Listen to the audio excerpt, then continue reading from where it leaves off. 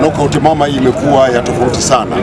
Imekuwa tofauti kwa sababu kumekuwa na mapambano mengi ya kimataifa na vijana wetu wamecheza vizuri.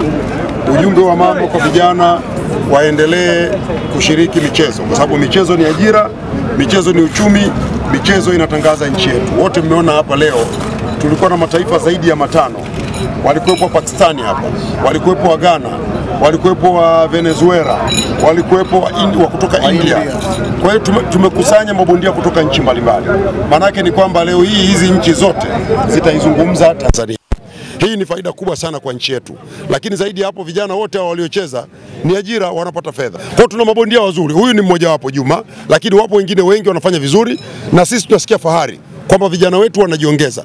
Lakini nimezungumza haya mengine tunayotarajia kuyafanya. Pale Babati, Manyara, tumeshaanza ujenzi wa kituo cha michezo. Moja kati ya mambo ambayo tutayawekea uwekezaji mkubwa ni ujenzi wa gym.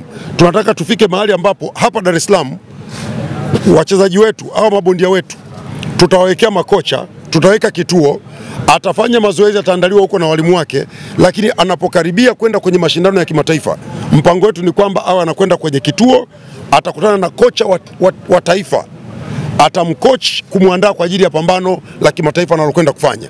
Inshallah hiyo safari na yenyewe tutaianza mwaka huu. Neno lako sasa kwa Mafia Boxing Promotion ambao kwa Mafia Boxing tunawashukuru sana.